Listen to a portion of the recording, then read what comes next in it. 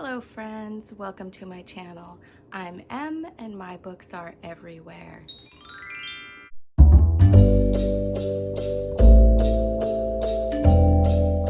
Today I'm going to be recapping my participation in the Back to Hogwarts Readathon.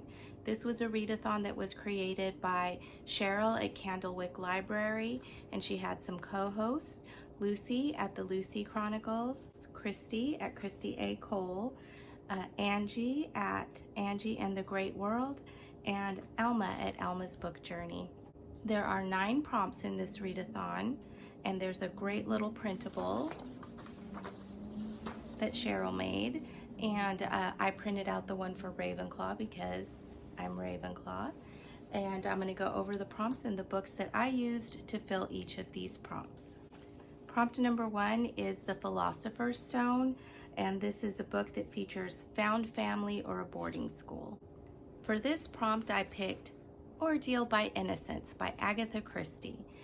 In this book, Rachel Argyle has been killed, and her adopted son, Jacko, was convicted of the murder and subsequently died in prison. And years later, witness that can prove Jacko's innocence turns up. But because he knows that Jacko is innocent, that means that the murderer is still out there. And so he is kind of on the hunt himself to figure out who the real killer is. And it's the family that are suspecting each other, that are maybe making things difficult because they don't really want it to be one of the family, but they also all suspect each other. So this is an Agatha Christie that I feel is very good, but it isn't one of the ones that I reread all the time, although I do enjoy it when I do pick it up again. The next prompt is The Chamber of Secrets, and that is a book that has secret in the title or plot. And big surprise, I chose an Agatha Christie, The Secret of Chimneys. So this is my favorite Agatha Christie book. I've talked about it before. This is the story of Anthony Cade, who is a master of intrigue and adventure, and he's caught up in a mysterious web of assassination, blackmail, and double cross. Stolen love letters, a precious manuscript, a terrorist organization, and a fabulous jewel make up the clues to a sinister international conspiracy in which things are not quite as they seem. I love this book, and just on my feelings alone, I would give it 5 stars. A lot of people don't like it as much as I do. I don't care. It's my favorite, and I chose that for prompt number 2. Number 3 is Prisoner of Azkaban, and this is an animal on the cover. For this prompt, I picked Booked for Trouble by Eva Gates, and this is book 2 and the Lighthouse Library Mystery Series, and this features Lucy, who is a new librarian at the Lighthouse Library, and she is settling into her new town and has started a book club. Unfortunately, somebody in the book club dies, and Lucy's own mother is the chief suspect, so Lucy has to investigate to find out who the real culprit is. But it was good. I liked it. So I will continue on in this series, and that is the book that I picked for Animal on the Cover because it has this cute Himalayan cat named Charles. But one thing that is really funny is every time they mention Charles, like Charles was doing this, I'm trying to remember who is Charles. I always forget that he's the cat because I don't know. I guess Charles just doesn't seem like a cat name to me. But good series. I do recommend it if you like cozy mysteries. Prompt number 4 is The Goblet of Fire, and this is a book that features a school spirit or a competition. For this, I picked The School at the Chalet by Elinor Brent Dyer. This is one of the Chalet school books, and this book was written, it's the first one in the series, and it was written in 1925, and it's about a young woman whose guardian has passed away. Her brother is in the army, and she has a little sister that's 12 years old. They don't have a lot of money, and she comes up with this idea to open a boarding school in Switzerland. That way she can have her sister with her, and then they can make some money to support themselves. This little school that she opens starts getting more and more pupils, and the girls just come together and They really are proud of their school, and I feel that that shows school spirit. I really like this book, and I will be continuing on in the series. It's just good, clean fun, and a quick read. The next prompt is Order of the Phoenix, a secret society or an uprising.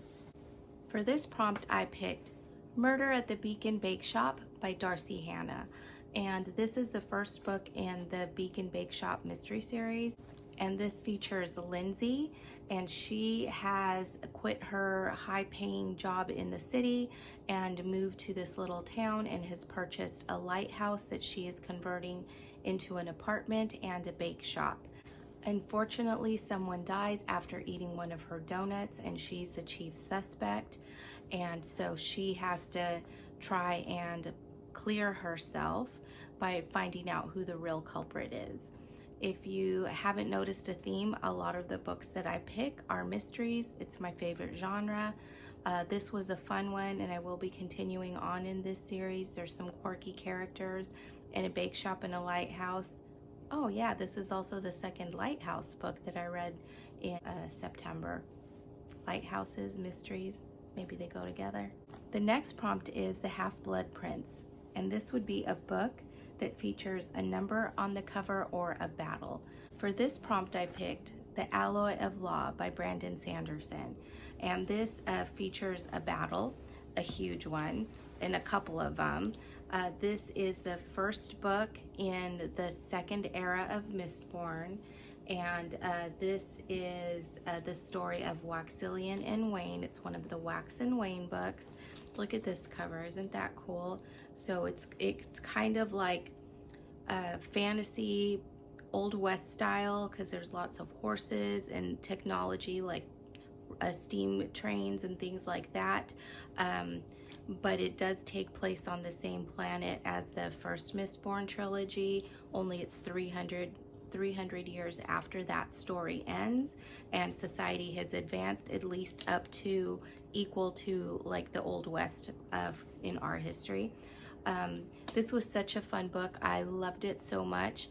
Right now I'm reading the next book in this, Shadows of Self. This one was really great, and again, it does feature battles. It's such a fun thing. I think that you could probably read this even if you haven't read Era 1 of Mistborn, but there are little Easter eggs and things in here that refer back to the first Mistborn trilogy, but you could certainly pick this up and get enough of the magic system and everything without having read the first 3 Mistborn books. If you want to jump into this series, if you like Westerns, you might like this more than Mistborn that felt more definitely more fantasy.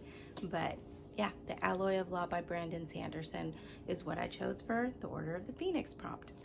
And the next prompt is Deathly Hallows, and this is a book that features a quest or a journey.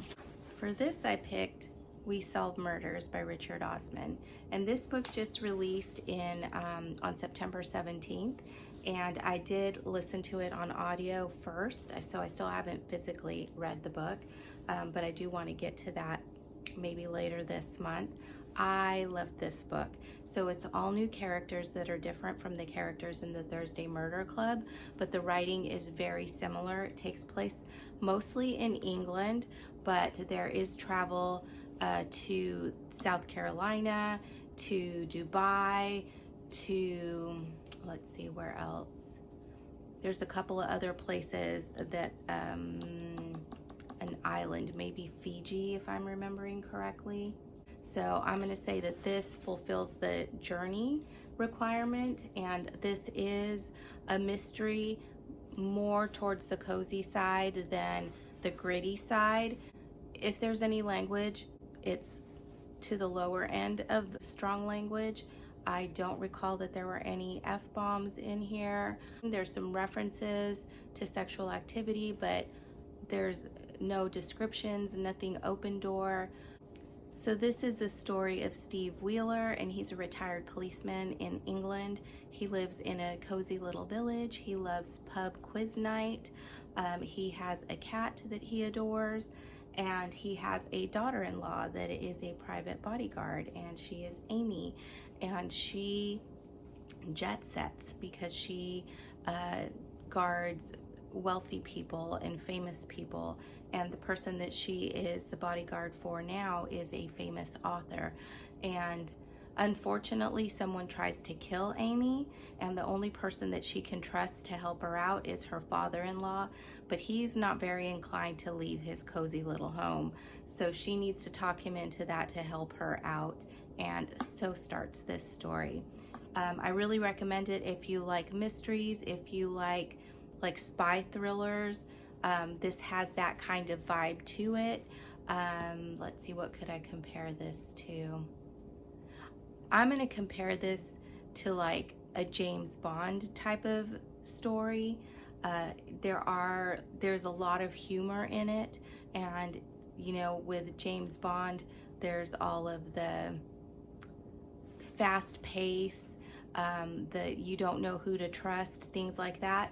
You can find that in here too, but again, I would say that this leans more towards the cozy than to the gritty. And the next prompt is The Cursed Child, and this is going to be to watch an adaptation or play a game. So I actually watched Harry Potter and the Sorcerer's Stone and Harry Potter and the Chamber of Secrets. I watched 2. So one Saturday I had some extra time on my hands and I thought, oh, well, I'll watch 1.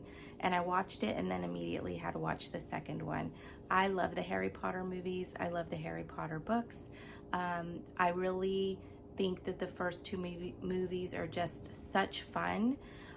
Prisoner of Azkaban is next on my list, and that's probably my favorite movie as far as like the action in the movie and the themes and stuff. But I really fully enjoyed watching the first one and the second one. And then the final prompt, the 9th prompt, is in the free space, the center of the graphic, which I'll put here.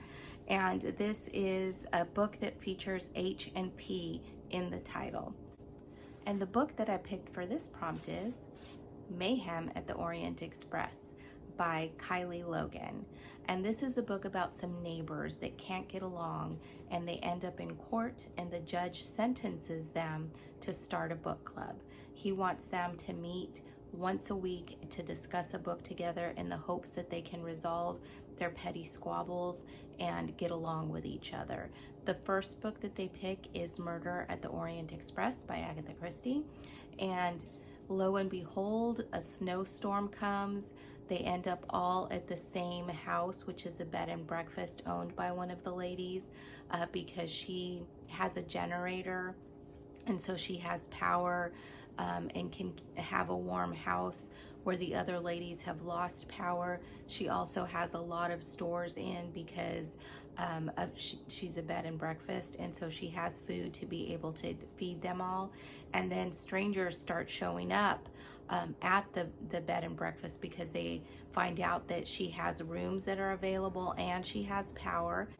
And then they find out that the Orient Express, which is a Chinese food restaurant in town that makes the best orange chicken, the proprietor is dead, and one of them finds him, and the police are investigating. But now all the ladies are stuck with these strangers in the bed and breakfast, and they suspect that it's somebody there that killed the proprietor of the restaurant. And so they start to investigate, and things kind of parallel to some degree Murder at the Orient Express. This was a pretty fun book. This did have more language than I would have expected from a cozy mystery, but it wasn't overboard. And so I will go to the next book in the series and see how I like that. And that was the last prompt. I finished it. I didn't think that I would, but I was able to squeeze in all the activities there. So yay, is that house points for Ravenclaw because I did it? I hope so. Thank you guys for watching. I hope you liked this video. If you did, please like and subscribe. It really helps my channel grow, and I appreciate everyone that has been supporting my channel by watching and by clicking that little like button. Thank you so much, friends, and I will see you next time.